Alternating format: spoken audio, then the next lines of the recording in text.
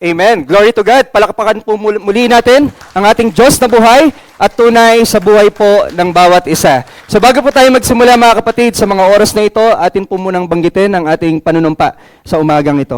Sige po, sabay-sabay po nating basahin. Ako ay narito ngayon upang mag-aral ng salita ng Diyos. Ang isip ko itinutuon, ako ay makikinig at susunod sa salita ng Panginoon. Amen. Tayo pong lahat ay manalangin. Panginoong Diyos naming buhay, maraming salamat po sa inyo. Salamat Panginoon dahil ito pong panibagong linggo ay isang panibagong linggo na kung saan mararamdaman namin ang banal mong presensya. Ito po ang panibagong linggo na kung saan Panginoon, ikaw po ay makakatagpo namin at ikaw po Panginoon ay mangungusap sa amin. O Lord, hindi po kami karapat-dapat sa harapan po ninyo. Hindi po kami karapat-dapat sapagkat napakarami po namin mga pagkakamali at pagkukulang at mga nagawang kasalanan sa inyo. Pero salamat dahil tinanggap nyo kami. Salamat Panginoon dahil may grasya po kayo. At salamat Panginoon dahil may awa po kayo at pagmamahal sa amin. Kaya Lord, sa mga oras na ito, sa aming paglapit sa inyo, dalangin namin na kami po ay patawarin ninyo sa lahat ng aming mga pagkakasala. Kung meron po kayo Panginoon na mga nakikita na maliit, o malaki man sa aming paningin na mga kasalanan, intention man namin itong nagawa o hindi, Panginoon, patawarin niyo po kami. Panginoon, kung may mga nakikita kayo na mga nakatago pa sa buhay namin, na mga kasalanan na ayaw namin bitawan, O Lord, tanggalin niyo po ito at kami po ay patawarin dito. Panginoon, ayaw po namin magkaroon ng hadlang ang presensya ninyo sa pangungusap sa amin. Gusto po namin, Panginoon, na kayo po ay marinig namin sa mga oras na ito. Panginoon, ayaw naming lumabas ng church na to na hindi po kayo nangungusap sa amin. Ayaw naming lumabas ng church na to, Panginoon, na hindi ang presensya niyo, Panginoon, ang bumabalot sa puso namin. Kaya Lord, we acknowledge you as our God, we acknowledge you as our King in this place, and we acknowledge you, our Lord, the Lord of Lords, Panginoon, sa buhay po namin. Panginoong Yesus, maraming salamat po sa ginawa ninyo sa krus ng Kalbaryo. Salamat, Panginoon, dahil doon nailigtas kami sa aming mga kasalanan. At salamat, Panginoon, sa mga gagawin niyo pa sa buhay namin. And we bring back the highest honor and glory to you. In Jesus' name we pray. Amen and amen. Tayo pong lahat ay makakaupo na po. Alam niyo po mga kapatid, sa panahon natin ngayon, iba-iba na po ang definition ng holiness. Di ba? Marami sa mga tao ngayon, mga kapatid, meron ng kanya-kanyang definition ng holiness. Kumbaga, sa panahon natin ngayon, kung ano ang tama, yun ang holy. Kung ano sa tingin nila na majority of the people are doing, yun ay holy. But the truth is, mga kapatid, ang nakakalungkot sa mga definition ng holiness sa panahon natin ngayon, madalas po, hindi na yon angkop sa kung ano ang sinasabi ng Biblia. At kapag pinag-uusapan po ang holiness, mga kapatid, many are afraid to talk about holiness. Di ba kapag narinig natin yung word na holiness, medyo kinakabahan tayo. Kapag narinig natin yung word na holy or banal, parang ang taas-taas. Parang ang hirap abutin. Parang it is impossible to achieve. But you know mga kapatid, we as a Christian, I believe it is impossible to achieve holiness kung magdedepend lang tayo sa strength natin. It is impossible to achieve yung inuutos ng Diyos na be holy kung dedepende tayo sa kung ano lang ang kaya nating gawin. It is possible to pursue holiness every day only by the grace of God. Magiging posible lang po, mga kapatid, ang pag-pursue ng holiness ng isang Kristiyano kung dedepende siya sa grasya at kakayahan ng Diyos. Kaya nga, mga kapatid, sabi sa 1 Peter, mga kapatid, sabi po doon, be holy because I am holy. Hindi po inutos ng Diyos, mga kapatid, na tayo ay maging holy kasi ito ay imposible. Inutos niya ito kasi po ito ay posible sa pamamagitan ng kanya pong grasya. He commanded because in His presence we can achieve holiness. Kaya sa umagang ito mga kapatid, babasahin po natin from our Bible sa Isaiah chapter 6 kung saan makikita natin ang description of God's holiness, its nature, and its effect. So mga kapatid, ang title natin ngayong umaga is The Holiness of His Presence. Basahin natin ang Isaiah chapter 6 verses 1 to 8. In the year that King Uzziah died, I saw the Lord high and exalted, seated on a throne, and the train of his robe filled the temple. Verse 2, above him were seraphim, each with 6 wings. With 2 wings they covered their faces. With 2 they covered their feet. And with 2 they were flying. Verse 3, and they were calling to one another, Holy, holy, holy is the Lord Almighty. The whole earth is full of His glory. Verse 4, at the sound of their voices, the doorposts and the threshold shook, and the temple was filled with smoke.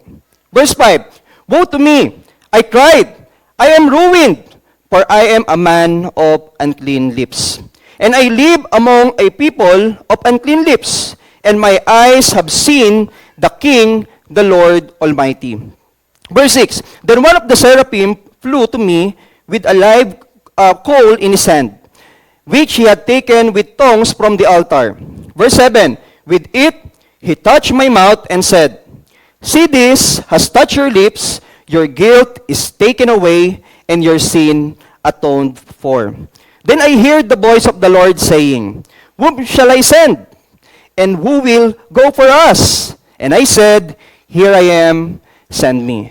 So mga kapatid, I believe many of you are familiar of this verse. Diba, alam niyo yung story ni Isaiah na kung saan nakita niya ang vision ng presensya ng Diyos. At ito po mga kapatid, ang presensya ng Diyos, meron po siyang mga anghel na kasama, na kung saan siya po ay inililip, itinataas, siya po ay pinupuri, at sinasabi ng mga anghel na siya po ay banal, banal, banal, na ang Diyos na nagpupuno ng buong mundo. Alam niyo po mga kapatid, in this Isaiah chapter 6, makikita natin ano ba yung nagka-characterize ng holiness ng Diyos.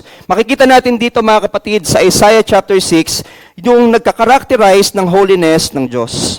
So the holiness of God's presence is characterized by Him being sovereign. Ang Panginoon po natin mga kapatid as holy, kinakarakterize po siya bilang sovereign. Ang ibig sabihin po ng sovereign, mga kapatid, He is above everything.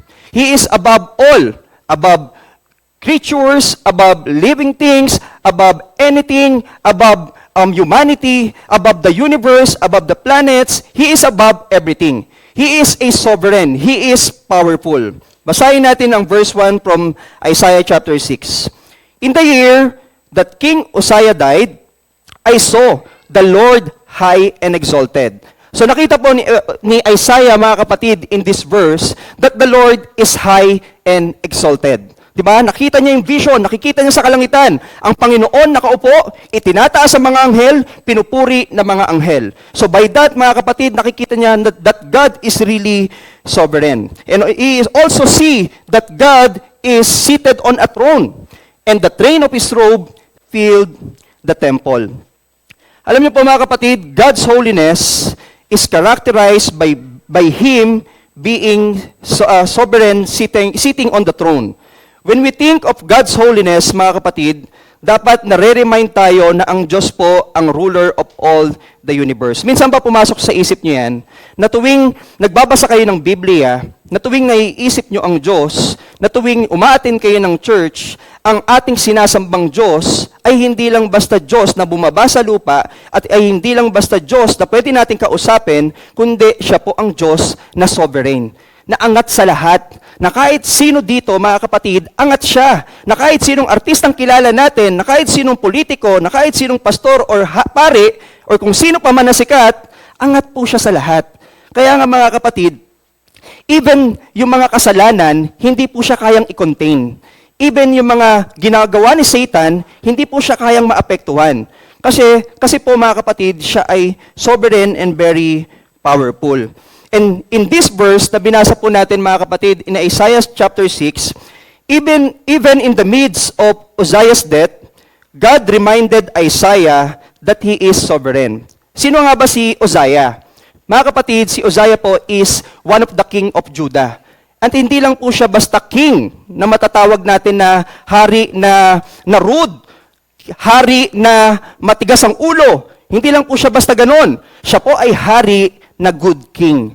Mabuti po siyang hari. Mga kapatid, siya ang hari na sa tingin ko ay better king from the other kings dahil sa mga ginagawa niya na sinunod niya ang Diyos. Mga kapatid, dahil si King Uzziah po ay hari na better king at good king, may mga times po na si Isaiah inadmire si King Uzziah. O, magkaiba si Isaiah tsaka si King Uzziah. Nagkakaintindihan tayo? Magkaiba po si Isaiah kay King Uzziah. May time na inadmire ni Isaiah si King Uzziah because of his being a king. Alam niyo po, nung namatay si King Uzziah, nagkaroon po ng mourning si Isaiah. Nalungkot siya. Kasi ito yung king na ina-admire ko. Ito yung king na someone na pinaglalagyan ko ng pag-asa ko, na balang araw ay gagayahin ko. Alam niyo po, nung namatay po si King Uzziah, ipinakita po ng Diyos, "O anak, namatay na yung hari na nakaupo sa trono. Namatay na yung hari na ina-admire mo. Namatay na yung hari na nilalagyan mo ng pag-asa mo. Huwag kang mag-alala, anak. Ako ay nakaupo pa rin sa trono. Nawala man yung tao na nakaupo sa trono, ako pa rin ang nakaupo sa trono ng buhay mo at ng lahat ng tao." Alam niyo po, sa buhay natin minsan, may mga pinaglalagyan tayo ng pag-asa natin. At yung pinaglalagyan natin ng pag-asa natin, minsan nagkukos yun sa atin para sumuko. Di ba? Minsan nagkukos yun sa atin para ma-disappoint. Halimbawa na lang po mga kapatid, may nakausap ako na isang kabataan. Noon, sabi niya, "Pastor, alam mo ba, ang tanging pag-asa ko kaya ako nag-aaral, kasi yung inspirasyon ko, classmate ko siya, kasama ko siya sa classroom, nag-aaral ako dahil sa kanya. Ang pag-asa ko, siya." Alam niyo po, yung classmate niya, na inspirasyon niya, umalis sa school, nag-transfer, nawala. Alam niyo po ang nangyari dun sa kabataan na yon, nawalan ng pag-asang mag-aral. Nawalan ng pag-asa na magpatuloy. Kasi nawala yung isang tao na pinaglalagyan niya ng pag-asa niya. Alam niyo po, mga kapatid, minsan sa buhay natin, ang dami mang dumarating na problema, wag po nating ilagay yung pag-asa natin doon. Wag po nating ilagay yung sarili natin doon. Ilagay natin yung sarili natin doon sa nakaupo sa trono. Alam niyo po ba, even sa sakit ng tao, sovereign pa rin po ang Diyos dyan. Di ba minsan, ang sakit po, kapag na-contain na tayo, sasabihin sa atin, may cancer ka na, 5-stage cancer. Hindi ka nagagaling. Nawawalan tayo ng pag-asang mabuhay.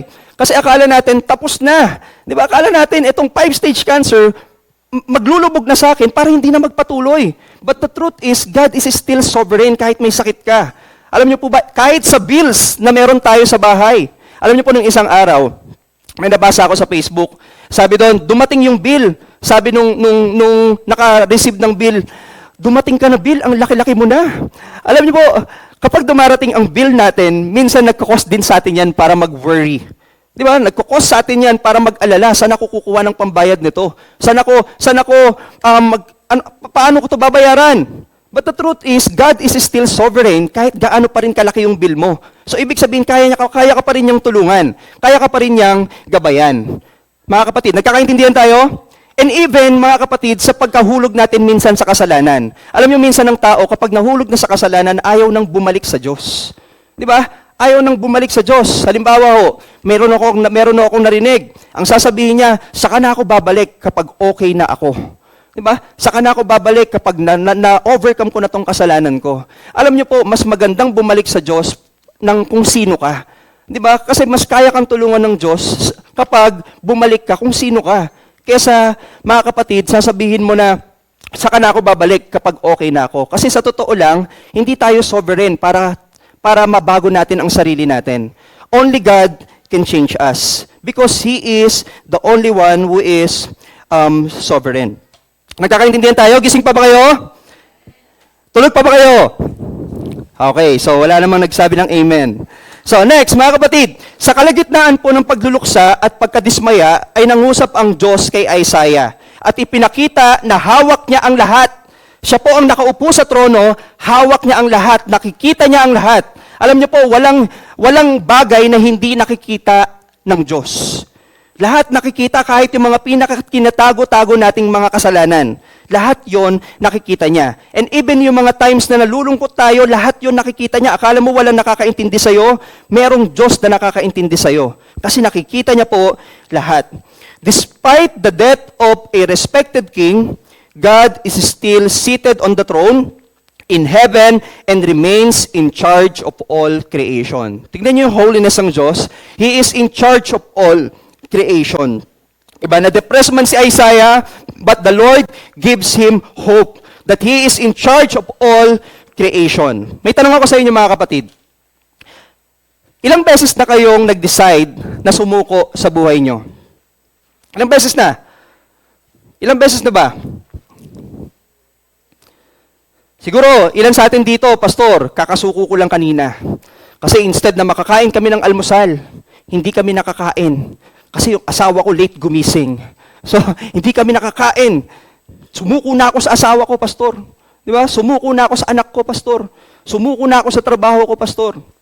Kapatid, sumusuko man tayo, lagi nyo pa rin tatandaan na meron pa rin Diyos na pwedeng tumulong sa'yo. Nagkakaintindihan tayo?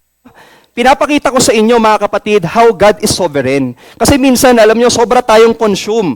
Sobra tayong contained na mga bagay na nangyayari sa atin. Na akala natin, tayo lang ang nagpapatakbo ng buhay natin. But the truth is, meron pong Diyos na pwedeng gumabay sa atin. Hindi lang tayo nag-iisa. Kaya niya po tayong tulungan. Place our hope on Jesus. When Jesus says He is holy, let's put our hope on that.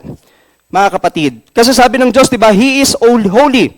Ibig sabihin lang nun, huwag tayong matakot dahil banal ang Diyos. Ano po tayo, mas lalo tayong magkaroon ng pagtitiwala sa Kanya kasi kahit sino, kahit si Satan pa yan, hindi siya kayang i-consume. Ang Diyos kaya tayong tulungan. Kaya magtiwala ho tayo. When God said He is holy, we should rejoice because it means He is in control of everything. Diba, napakalinaw po nun, that God is in control of everything. And since God is sovereign, do not fear. Huwag tayong matakot in any situations that we have. Kung ano pa man yan sa relationship nyo, na sa tingin nyo ay maghihiwalay na kayo ng asawa nyo, huwag kayong matakot. Isuko mo sa Diyos yung asawa mo. Alam nyo, minsan, may nabasa ako.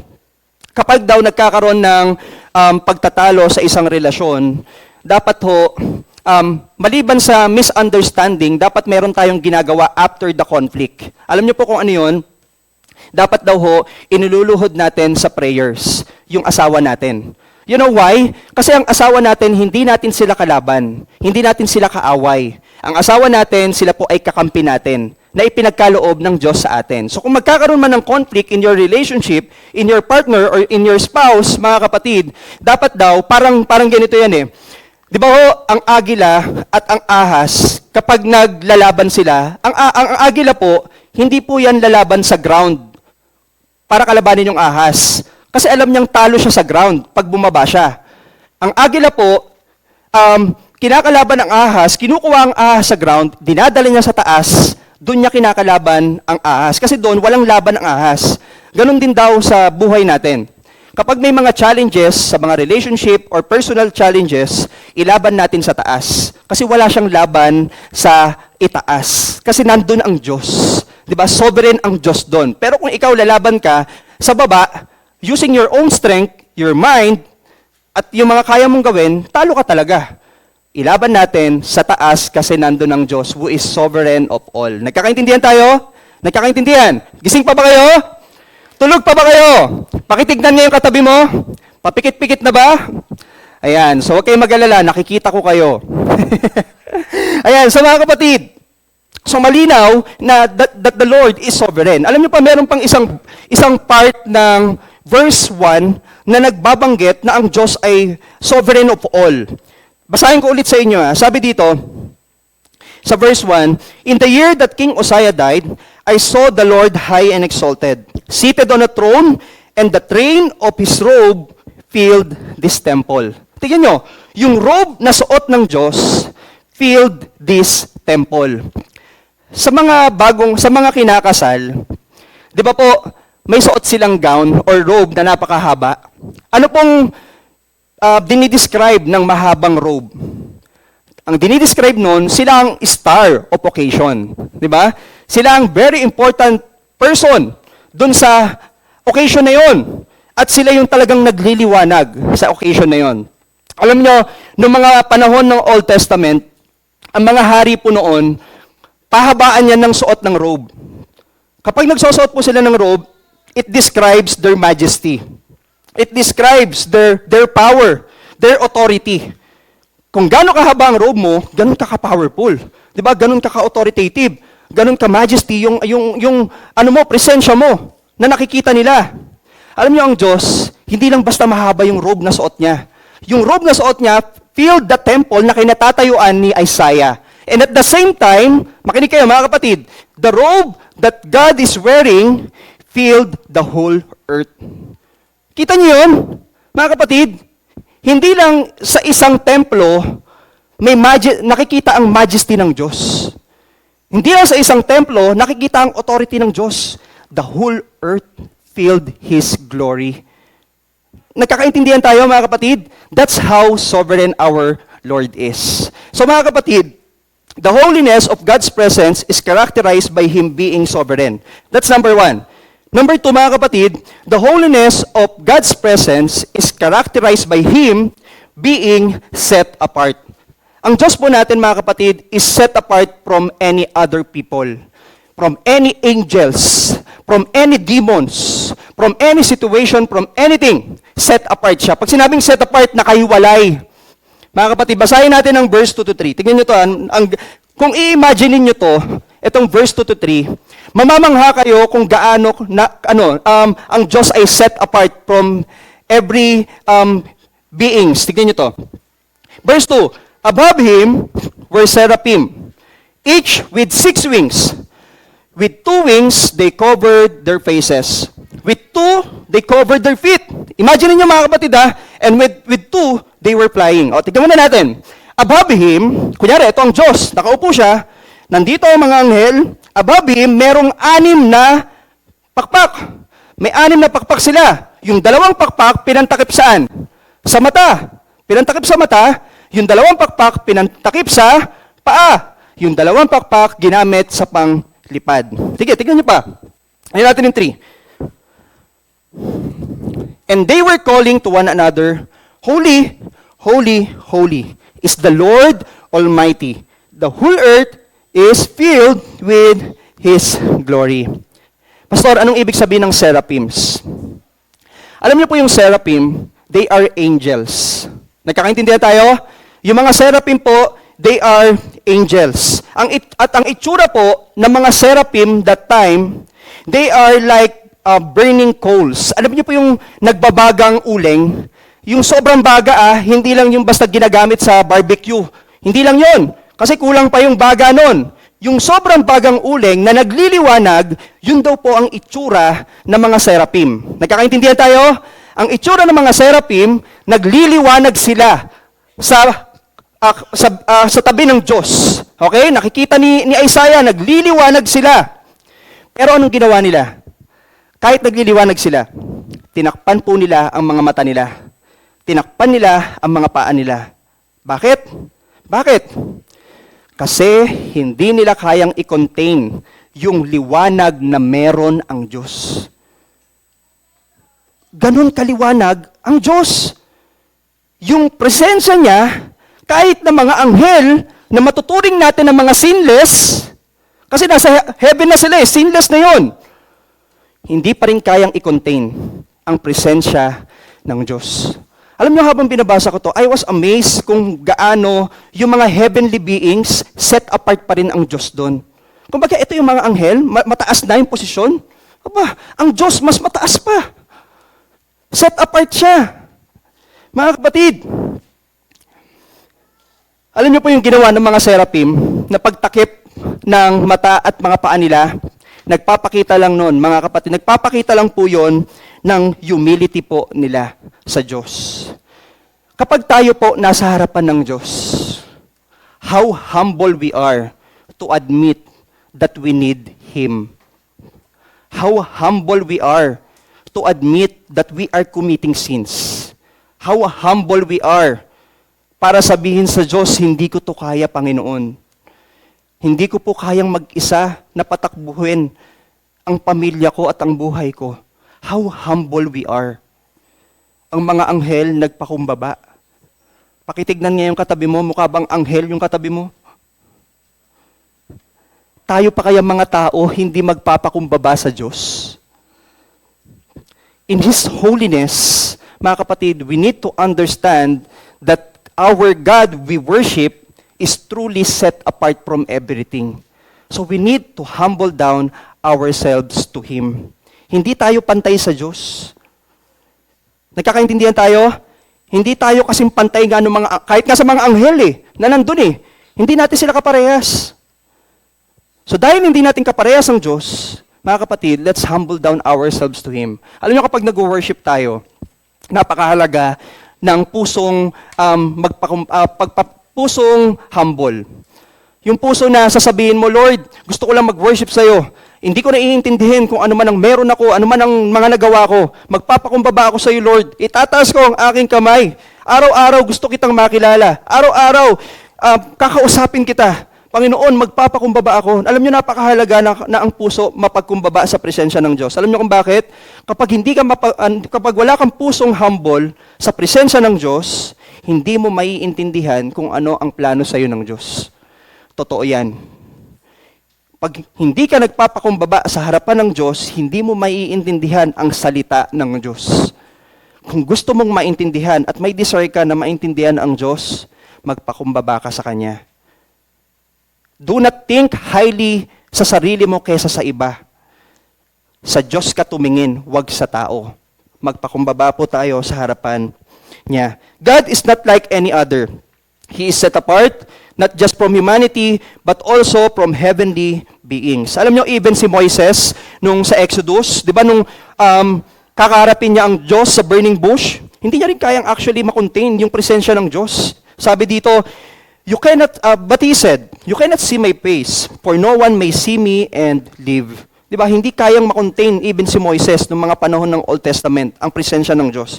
Kasi pag nakita niya ang Diyos, baka mamatay siya. Baka may mga anghel maglaho kapag nakita rin yung liwanag ng Diyos. Ganon ka-powerful ang Diyos. He is set apart. Alam niyo po, sabi si Calvin po, John Calvin, the two wings with which they cover their face show plainly enough that even angels cannot endure God's brightness, and that they are dazzled by it in the same manner as when we attempt to gaze upon the radiance of the sun. Yung mga anghel po, mga kapatid, that time, talagang hindi nila kayang ma-attain yung liwanag ng Diyos. Para daw po yung tayo, kapag tumitingin sa araw, di ba hindi natin kayang tignan ng straight? Di ba? Yung araw, ganun din daw po yung mga anghel nun. Hindi nila kayang tignan ng straight ang Diyos. Mapapatakip talaga sila. Kahit tayo rin pag tumitig ka ng matagal sa araw, mabubulag ka. Di ba? Masisira ang mata mo. Ganun ang presensya ng Diyos. And mga kapatid, this is also why the seraphims covered its body and its wings. Because God is set apart. He is unique and above everything. That's why the seraphims brought to humility. Humbling ourselves before God is one way to honor His holiness. Humbling ourselves before God is one way to honor His holiness. Kapag nagpapakumbaba tayo sa harapan ng Diyos at sasabihin natin sa Diyos na kailangan natin siya, nagpapakita lang po yon na ino-honor natin yung holiness niya. Nagpapakita lang yon na ino-honor at pinipraise po natin siya. And also mga kapatid, yung binanggit doon na holy, holy, holy, ine-emphasize po ng mga anghel that God is truly a holy one. Di ba kapag po tayo nagbabanggit ng 3 beses, ine-emphasize natin yung isang bagay. Halimbawa mga kapatid, sasabihin natin, ikaw ang makasalanan. Ikaw. Di ba ine-emphasize natin yung isang bagay? Di ba? Tayo. So ine-emphasize natin yung tayo. Ganon din po yung holy, holy, holy. Ine-emphasize nila how holy is our Lord Almighty. Next, mga kapatid, is the holiness of God, or the holiness of God's presence is characterized by Him in being sacred, sagrado. Mga kapatid, So may tatlong S na nagka-characterize ng holiness ng Diyos. Sovereign, set apart, at ito pong last is sacred. Basahin po natin ang verse 4. Tingnan nyo dito. At the sound of their voices, the doorposts and threshold shook and the temple was filled with smoke. Nung nandiyan na po ang presensya ng Diyos, ang mga seraphim, mga kapatid, sumigaw gamit ang boses nila. At sa pagsigaw nila, mga kapatid, nag-cause yun sa temple to shake. Nagkakaintindihan tayo? Imagine niyo sumigaw sila. They used their voice. Holy, holy, holy! The Lord, that is the Lord Almighty. Nag-shake po yung temple. Ano pong ibig sabihin nun? Alam niyo po yung pagsigaw ng mga anghel, that is their form of worship. The seraphim used their loud voices to worship God because God is sacred. Nagkakaintindihan tayo? Alam niyo yung madalas yung sagrado na yan, narinig ko yan sa isang term na sagrado katoliko. Tama ba yung term ko? Kandado katoliko pala yun. Tama ba ako doon o baka mali ako? So basta narinig ko yung word na yan sagrado, mga kapatid, sa maraming bagay. And minsan pa mga kapatid, yung sagrado na yan, ginagamit yan ng mga ilang churches. Halimbawa, kasabihin nila, etong church na to ay sagrado. Ibig sabihin, dahil ito ay sagrado, hindi pwedeng magkaroon dito ng mga ibang gagawin aside from the church service. Dahil sagrado to, dahil ito ay ginagamit sa worship. Nagkakaintindihan tayo? Halimbawa, meron pa po ako narinig na sinasabi nila, yung katawan natin ay sagrado. Bakit? Yung katawan natin is the temple of the Holy Spirit. So dahil ito ay temple of the Holy Spirit, ito ay sagrado, hindi ko ito gagamitin para gumawa ng mga bagay na hindi kalooban ng Diyos. Nagkakaintindihan tayo? Yun ang sagrado. Ang ibig sabihin po ng sagrado means worthy of worship. So yung mga bagay na ginagawa ng seraphim, their voice is sacred to use it to worship God. Nagkakaintindihan tayo? They worship God through their voices. They used their voice mightily to the point that the whole place was shook to give the highest praise to the Lord. How about us, mga kapatid? Saan po natin ginagamit ang boses natin? Pastor, ginagamit ko ang boses ko sa pagkanta ng papuri sa ating Diyos. Diba? For you alone deserves all glory. Please be careful with my heart. Parang nagdago na, no? Di ba minsan, alam nyo mga kapatid, sa bibig natin nag-uumpisa, mga kapatid, ang paglabas ng worship natin sa Diyos. Di ba una, naiisip natin yan, sa bibig lumalabas kung ano ba ang laman ng puso natin.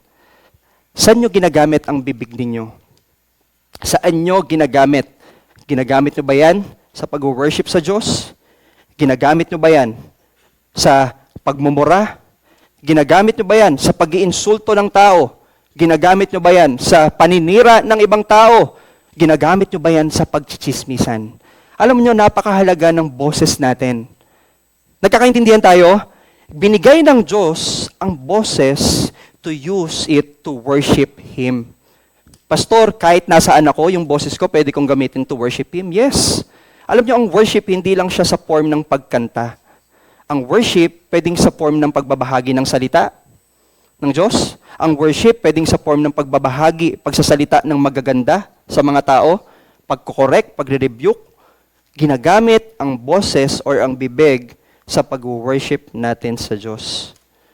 Alam nyo minsan, kahit na sinasabi natin, Pastor, ginagamit ko yung boses ko para purihin ng Diyos. Tayo lang din po ang nakakaalam kung totoo ba yung mga sinasabi natin. Pwedeng sa church, madaling sabihin na, Pastor, ginagamit ko yung boses ko sa pagpupuri sa Kanya. Amen, praise God. But how about outside? Mamaya ba, pag meron kang nakaalitan, mumurahin mo o kakausapin mo ng maayos? Di ba? Pag mamaya ba, kapag meron kang nakabungguan sa pintuan kasi nag-uunahan kayo, susungitan mo at sasabihan ng hindi maganda o kakausapin mo ng maayos? So we can use our voice to worship God because God is sacred. Alam niyo po, mga kapatid, napakahalaga na nakikita yung boses, naririnig yung boses natin sa pag-worship sa Diyos sa labas ng church na to. Bakit? Because true worship must be evident in our lives because God deserves it. Deserve ng Diyos na i-worship siya sa bibig man o sa actions man. Mga kapatid, pag nararamdaman mo ba ang presensya ng Diyos, do you consider it or do you treat it as sacred? Or normal lang nararamdaman mo, okay, natuwa ako, pinaiyak ako ng Diyos. O, tapos, do you consider it as sacred? Nasusunod ka at mag-worship sa Kanya? Alam niyo sa bahay natin, may number 1 na inaatake si Satan para masira ang isang Kristiyano. Alam niyo kung ano yun? Tahanan niyo. Tahanan natin. Ito may sasabihin ako sa inyo. Feeling ko makaka-relate kayo dito. Napapansin niyo ba? Kapag nasa church tayo, ang active natin magdasal. Napapansin niyo ba? Kapag nandun tayo sa mga Bible study at kung ano pa mang fellowship natin, ang active natin magdasal. Pero pag nasa bahay tayo, tinatamad tayo magdasal kasama ang pamilya. Totoo, di ba? Di ba parang tinatamad tayo? Parang ayaw natin? Parang iniisip natin, magdadasal pa kami, itong asawa ko. Di ba, mga kapatid, parang tinatamad tayo. You know why? Kasi ang tahanan, mga kapatid, una niyang inaatake para masira ang isang Kristiyano. You know, our home is also sacred. Secret din yan na binigay ng Diyos. Alam niyo yung original plan na ginawa ng Diyos? Pamilya. Si Adam and Eve. Yan dapat din ang inuuna natin na ipanalangin, na ilapit sa Diyos. Kasi alam niyo kung bakit? Kapag effective ka sa pamilya mo, effective ka rin sa paglabas ng pamilya mo. Effective ka rin sa labas. Naniniwala po ako doon. So mga kapatid, that's the 3 S of God's holiness. Pastor, kala ko tapos ka na. Pastor, kala ko okay na tayo sa preaching. Actually, pinaliwanag ko lang po muna yung nagkakarakterize ng holiness ng Diyos. So, ano yung una? He is sovereign. Pangalawa, He is set apart. And pangatlo, mga kapatid, He is sacred. Yung holiness ng Diyos is nagkakarakterize by Him being sacred.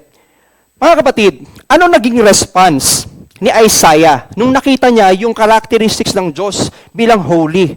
Ano naging response niya? Alam niyo po, number 1 response ni Isaiah is he confessed. Nakita niya ang presensya ng Diyos, nakita niya ang holiness ng Diyos, nagsisi po siya at nagrepent sa mga kasalanan. Basahin po natin yung verse 5. Sabi doon, "Woe to me! I cried, I am ruined, for I am a man of unclean lips. And I live among a people of unclean lips.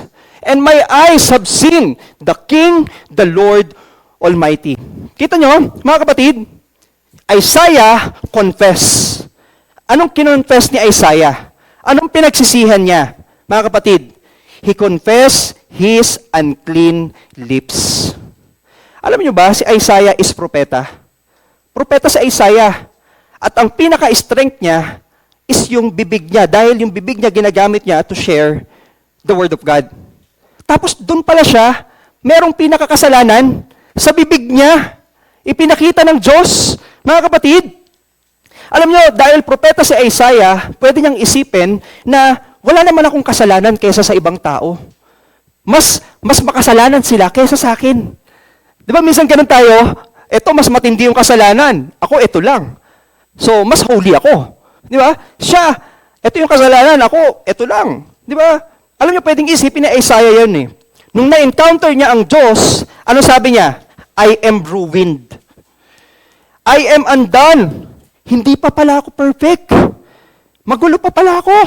Makasalanan pa pala ako. So Lord, clean my lips. Alam niyo sa buhay natin, all of us here, even pastors and leaders, we are still a work in progress. Tama ba tayo mga kapatid? Lahat tayo, we are in work in progress. Walang perfect dito. Lahat tayo binabago ng Diyos araw-araw. Lahat tayo binabago ng Diyos minu-minuto, oras-oras, segundo, lahat-lahat. Binabago tayo ng Diyos. Alam niyo po, sometimes pag piling natin marami na tayong ambag sa kaharian ng Diyos, nakakalimutan na natin na lahat tayo ay work in progress. Pastor, ang dami ko nang ginawa para sa Diyos. Ang dami, Pastor. Yung buong Monday to Sunday, inatinan ko lahat yan, pastor. Ako lahat nag-share dyan. Ako lahat ng ano dyan, pastor. Inatinan ko lahat yan. Okay, mas maganda po yun, hindi po yun masama. Pero sana wag nating kalimutan na kahit na ang dami nating ginagawa sa kaharian ng Diyos, lahat tayo dapat maintindihan, we are still in work in progress. So ibig sabihin, kung meron mang hindi nakaka-attend, mga kapatid, hindi dahilan yon para isipin mo na mas highly ka sa kanya. Yung kapatid mo na yon na hindi nakaka-attend, he is also work in progress. Tulungan din natin siya. Katulad ng pagtulong ng Diyos sa atin. Alam niyo po, just like Isaiah, na kahit prophet na siya, God humbled him. Minsan ang akala natin na maliit na bagay, yun pa pala ang ikapapahamak natin. Mga kapatid, maliit na bagay lang yung bibig. Di ba maliit na parte lang to ng katawan. Pero yun pala, yung pinakita sa kanya ng Diyos na pwedeng magpahamak sa kanya. Sa inyo mga kapatid, ano yung mga bagay na kinukonsider nyo na maliit, na sa tingin nyo hindi kayo ipapahamak? Kapatid, isuko natin yan sa Diyos. Kasi balang araw, yung maliit na yan, lalaki, ikukonsume tayo, mapapahamak tayo. Halimbawa, pastor, may mga iniisip lang ako na onti lang naman, onting sexy na babae. Onti lang naman, pastor, yun. O, onti lang. O, sige, onti lang. Kinabukasan yung onti na yan, nadagdagan yan, 2 na, hindi na 1. Di ba? Alam nyo, onti man yan, sa paningin ninyo, hindi. Alam nyo si Satan, bigyan mo lang ng onting, parang space sa pinto, gaganunin niya yung paa niya, tapos pipilitin niyang pumasok sa pinto para lang sirain ka. Yang onting yan, isuko mo na po sa Diyos. Kristiyano po tayo dito. Tayo ay tinawag ng Diyos, hindi lang basta para magsaya. Tinawag din tayo ng Diyos to pursue holiness. Nagkakaintindihan tayo, mga kapatid? So confess it to God. Maging open tayo sa Diyos. Alam niyo ang kagandahan nga sa Diyos, hindi ka basta niya i-judge. Nag-confess ka, Lord, kasi ito ginawa ko eh. Hindi ka basta sinabi niya, oh, ginawa mo yan, alis, sampal, hindi tayo ginagano ng Diyos. Ang Diyos, papatawarin ka. Tutulungan kang bumangon muli. Ganon ang Diyos. He is very merciful and graceful. So, mga kapatid, let's confess kung ano man yung mga hindi natin na isusuko pa sa Diyos. The Bible has a huge emphasis on our tongue. Napapansin nyo ba, madalas sa Bible, na pag-uusapan yung tongue, yung words. Bakit? Kasi our words can either bring life or death. So kung meron kang unclean lips, confess it to God. So in every circumstances, choose to speak life. No, wag ang death. Nagkakaintindihan tayo? Next, what else did he confess? Ano pang sinuko ni Isaiah? Mga kapatid, pagpasensyaan nyo na. 2 hours ang binigay sa atin, so mahaba yung time ko. Yung iba dito, bumubulong na, si pastor talaga, oh. Minsan na nga lang mag-preach, 2 oras pa. Hindi, joke lang. So mga kapatid, what else did he confess? Anong kinonfess pa ni Isaiah? Kinonfess niya pa po, his surroundings corrupted him. Alam nyo ba, na even ang mga nakapaligid sa atin, na pinipili natin kaibigan, nagkukos sa atin na magkasala tayo. Ayun o, kay Isaiah na nanggaling. His surroundings corrupted him. Sabi niya, I live among people of unclean lips. May mga kaibigan din daw siya. May mga tao sa paligid niya na hindi rin maganda ang bibig. Siguro yung bibig na yun, talagang kung ano-ano ang mga sinasabi, na nahahawaan siya. Alam niyo po, si Isaiah, hinayaan niyang maimpluwensyahan siya ng nasa paligid niya. Maybe he started sinning by this tongue nung na-adapt niya na ang kagawian ng mga taong nasa paligid niya. Alam niyo po, sabi sa 1 Corinthians chapter 15, verse 33, bad company corrupts good. Ano yung sunod doon? Character. Kung yung company mo hindi mabuti, di ba may kasabihan, kung sino ang lagi mong kasama, magiging yun ka. Halimbawa, gusto mong yumaman, 5 kayo magkakaibigan, 4 ang mayaman, ikaw ang hindi. Lagi mo silang kasama, balang araw yayaman ka. Kasi sila yung lagi mong kasama. Di ba? Halimbawa, 5 kayo magkakaibigan, lahat nag-gym, ikaw ang hindi. For sure, yung patpate mong katawan, next time may muscle na rin. Kasi lagi mo silang kasama. Makaka-apekto talaga yan. Alam niyo, mahirap sabihin yung ganito eh. Ay hindi, pastor, ako yung mag-i-impluwensya sa kanila. Kasamahan ko sila. Oo, maganda yung motibo mo. Pero mga kapatid, we need to limit ourselves. Kasi hindi sa lahat ng pagkakataon, tayo yung makakapag-influence. Kung nakikita mo na nai-influensyahan ka na, you need to limit yourself. Sinabi ko ba na huwag nyo na silang gawing kaibigan? Hindi. Limit yourselves kung ikaw ay naaapektuhan na para magkasala. Ano man pwede natin gawin? Ipanalangin natin sila. So they can be also a Christian na kilala ang Diyos. Alam niyo po ba, yung bad company corrupts good character, sa original version, sa King James Version, ang nakalagay doon, evil communications corrupt good manners. Tignan niyo yun, mga kapatid, sa bibig na naman, communications na naman, speech na naman, evil communications corrupt good manners. Naka-specify po talaga kung ano ang makakakorrupt sa tao. Evil communication. It's our tongue. Our words is our speech. Kaya nga sabi, di ba, faith comes by hearing. Kung naririnig mo puro word of God, magkakaroon ka ng faith. Kung naririnig mo puro hindi magagandang bagay, matatanim sa'yo hindi magandang bagay. Nagkakaintindihan tayo? So talagang ine-emphasize ng Diyos yung about sa speech, sa words, sa communication. Mga kapatid, ano nga ba itong evil communication? Sometimes yung pagsisinungaling, chismisan, blasphemy sa Diyos, mga bagay na walang kwenta na pinag-uusapan, di ba? Mga kasalanan na puproduce ng sin. Ang dami.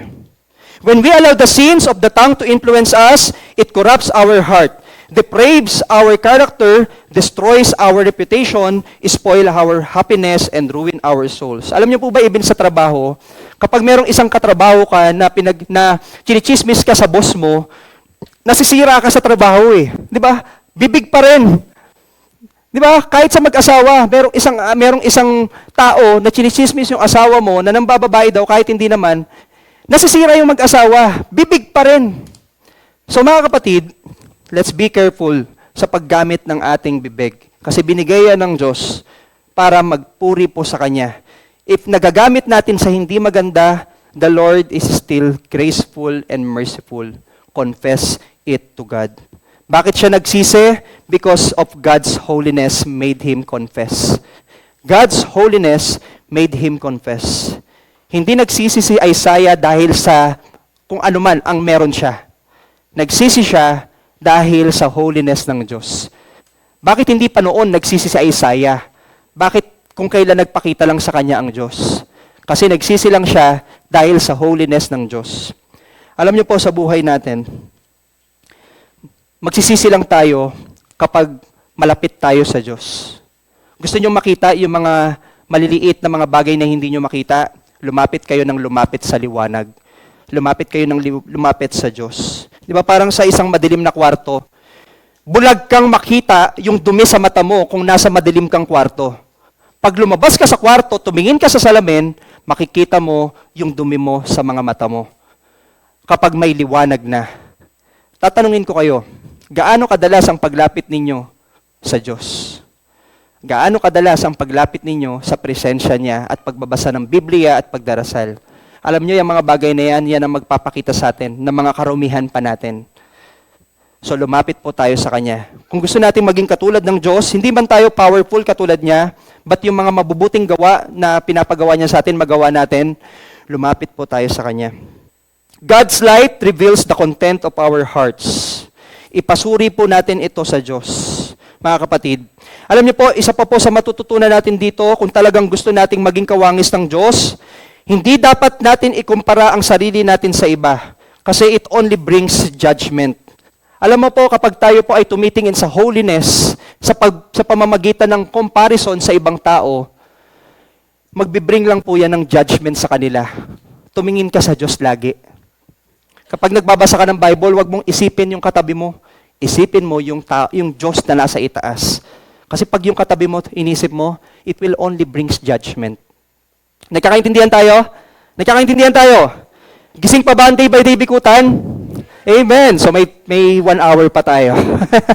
Don't worry, hindi, joke lang. So mga kapatid, when God exposes our hearts, He does something to make us better. He restores us, which bring us to point number 2. Ito na yung point number 2 natin, mga kapatid. After he confessed his sins, mga kapatid, ano pa bang response ni Isaiah?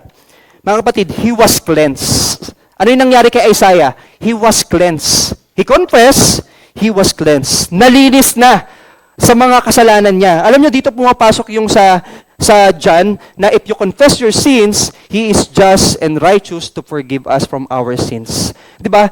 Pumapasok po dito na ang Diyos ay totoo. Na kapag nagsisi ka, papatawarin ka talaga niya. 'Di ba? Pag nagsisi ka, blank slate na ulit. Kumbaga, may nagawa kang mali, nadumihan yung isang papel, tatanggalin niya na yung dumi na yan, blank slate ulit. Ganun po ang pagpapatawad ng Diyos. He was cleansed, Isaiah. Basahin natin ha. Verse 6 to 7, Then one of the seraphim flew to me with a live coal in his hand, which he had taken with tongs from the altar. With it, he touched my mouth and said, See, this has touched your lips. Your guilt is taken away and your sin atoned for. Sino nag-initiate ng cleansing? Kay Isaiah. Ang nag-initiate po ng cleansing, mga kapatid, is walang iba kundi ang Diyos. God initiated Isaiah's purification. So the process of cleansing or purification begins from the throne of God. Tignan nyo to, mga kapatid. Yung mga seraphim, alam natin na anghel na sila. Very powerful na sila. Pero anong ginawa nila? Kumuha daw po sila ng live coal. Uling na nagbabaga, inilagay yon sa bibig ni Isaiah. Kinamay ba nila? Kinamay ba nila? Hindi. Gumamit sila ng tong. Ano yung tong? Di ba yung tong ginagamit sa pagluluto? Siguro yung parang gano'n ang itsura. Gumamit sila ng tong, inilagay sa bibig ni Isaiah. Yun po yung ginamit ng mga anghel para linisin ang bibig ni Isaiah. Mga kapatid, alam nyo, ang Diyos, kahit na minsan, hindi masarap ang feeling na kiniklense ng Diyos. Masakit ba yung isang baga kapag nilagay sa bibig? Masakit yun. Di ba? Masakit yun. Kahit sino siguro dito, talsikan lang ng baga, masasaktan na eh. Sa kanya nilagay sa bibig. How does it feel? Masakit yun. Pero, mga kapatid, pinansin ba ni ni Isaiah yon? Hindi niya po pinansin. Bakit? Saan siya nakafocus? Sa Diyos. Alam niyo po, it's certain that the purging of Isaiah's lip caused him pain. The lips is one of the sensitive part of our body. So imagine na lang kung nalagay dito, baka sunog yung bibig niya. Mga kapatid, minsan, ang pagbabago sa atin ng Diyos, pagbabago ng Diyos sa mga attitudes natin, sa mga actions natin, sa mga decisions natin, hindi po yun comfort. Discomfort po talaga ang mabibigay kapag meron pong binabago sa atin ng Diyos. Halimbawa, binabago sa'yo ng Diyos yung attitude mo. Nakasanayan mo na yun. Masarap ba na mag-self-control sa attitude? Hindi. Pero, mga kapatid, kung magpo-focus ka kay Lord, na binabago ka araw-araw, hindi mo yun mararamdaman. Hindi mo na mararamdaman yung discomfort. Kasi, siya na po ang nagpo-purify sa atin. Naalala ko lang yung gold. Di ba yung gold, kapag po kinuha po yan sa lupa, hindi naman po yan itsurang gold talaga na nai-imagine natin eh. Ang gold po, nagiging gold lang na napakaganda kapag nirefine na po to. Alam niyo po, kapag nagpupurso tayo ng holiness, holiness will always be tested. Tinitest yan, nire-refine yan, para maging katulad ng isang napakagandang gold. Alam niyo, ang Diyos, may napakagandang plano sa'yo. Ang Diyos, may napakagandang gagawin sa buhay mo. Hayaan mo na tulungan ka niya to pursue holiness. May testing, humingi tayo ng grasya para ma-overcome. May trials, may mga temptations, humingi tayo ng tulong para gabayan po niya tayo. Our response to God's purification, no matter how uncomfortable it could be, helps us to through the process. Ano pong result ng purification kay Isaiah? His guilt was taken away and sin is atoned for. The process of purification may be painful, but the result in the end is definitely worth all the tears and aches. Alam niyo po yung panday.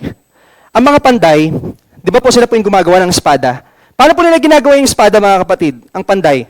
Nilalagay lang po ba nila sa pugon? Tapos kukunin na? Hindi. Alam niyo po ba ang paggawa ng espada ng panday? Ilalagay sa pugon, painitan, palalambutin, then pupukpukin. Pupukpukin. Lagay ulit, pukpok, lagay ulit, pukpok. Kailan siya titigil?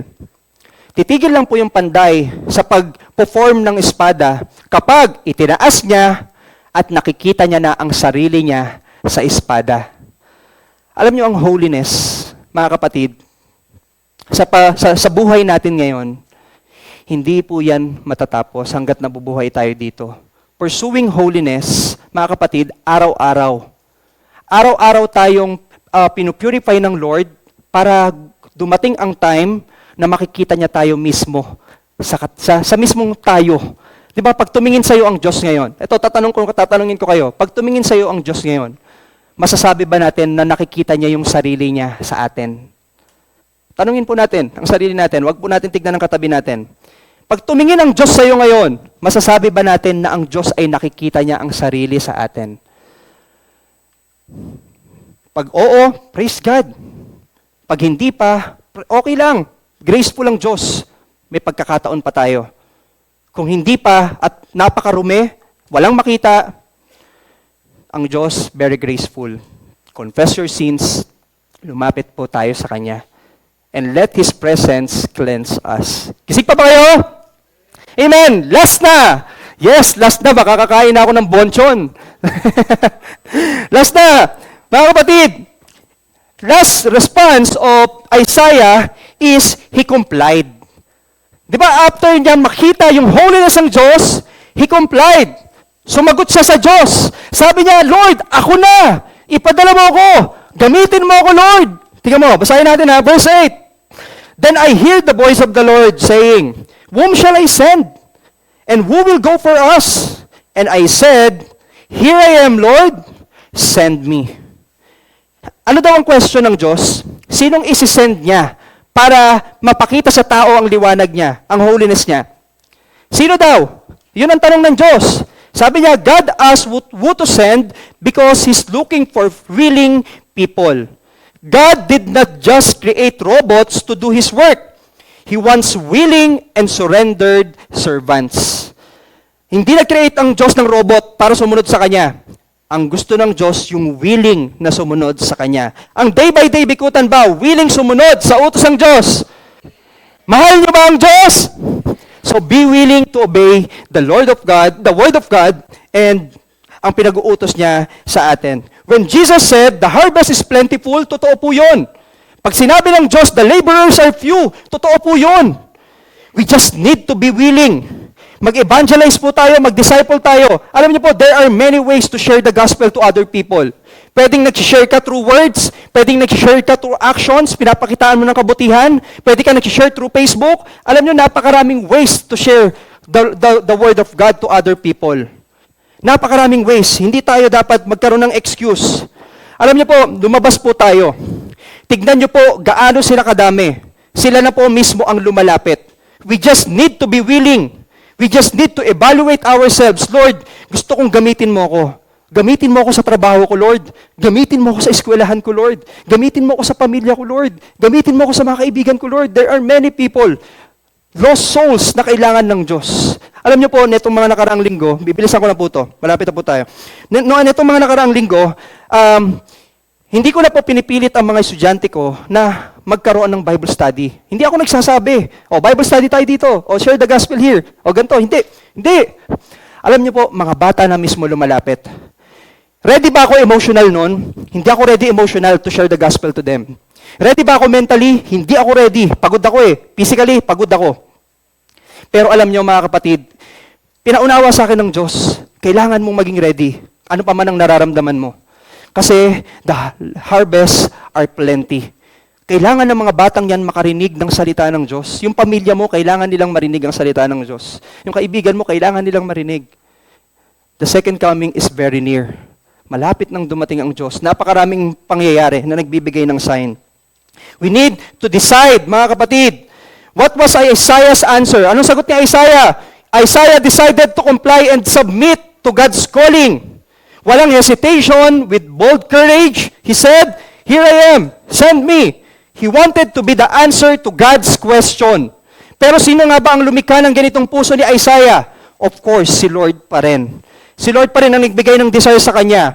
God exposed Isaiah's heart to his light that it saw its own sinfulness. Then God purified his heart with cleansing fire, which caused it to yearn for other souls to be saved too. Ibig sabihin, mga kapatid, Isaiah's compliance is not just about calling. It is also about extending righteousness to others. Ang calling natin, alam niyo kung ano? Magkakaiba tayo ng calling pero meron tayong common calling. To share the righteousness of God to others. Magkakaiba tayo ng calling. May pastor, may singer, may kung ano pa man. Pero isa sa mga calling natin na pare-parehas tayo is share yung righteousness ng Diyos sa iba. Alam niyo po, itong pinag-uusapan natin, hindi lang ito basta imposible na kaya nating gawin. Hindi ito imposible na ibinigay lang ng Diyos tapos pahihirapan niya tayo. Alam niyo, because of the Lord Jesus Christ, nung nagpakapako siya sa krus, nabuhay siyang muli, nagbigay po yun ng hope na yung mga imposible, posibleng mangyari. Pursuing holiness is also pursuing Jesusness. Our church, Day by Day Bikutan, is pursuing Jesusness. To pursue Jesusness is to pursue holiness. Tayo pong lahat ay manalangin. Panginoon naming Diyos na buhay, maraming salamat po sa inyo. Salamat, Panginoon, dahil itong topic na to, kala namin imposible, pero Lord, with your grace, with your help, with your strength, everything is possible. Lord, you are the God of impossible, Panginoon. Ikaw ang Diyos na maggagawa ng mga bagay na imposible, magiging posible because of your power, because of your serenity, because of you being set apart from everything. Lord, maraming salamat. Salamat dahil alam ko na nangungusap ka sa bawat isa. Salamat dahil alam ko na ikaw po ang Diyos na laging nandyan, hindi po kami iiwan, ni pababayaan man. Nawa, Panginoon, ang mga salita ninyo ay patuloy na tumatak sa bawat isa, mag-reflect, Panginoon, at patuloy na makita ang liwanag sa buhay nila. We thank you, Lord Jesus, for everything. We thank you for what you did on the cross, and we thank you for what you will do in our lives. In Jesus' name we pray. Amen and amen.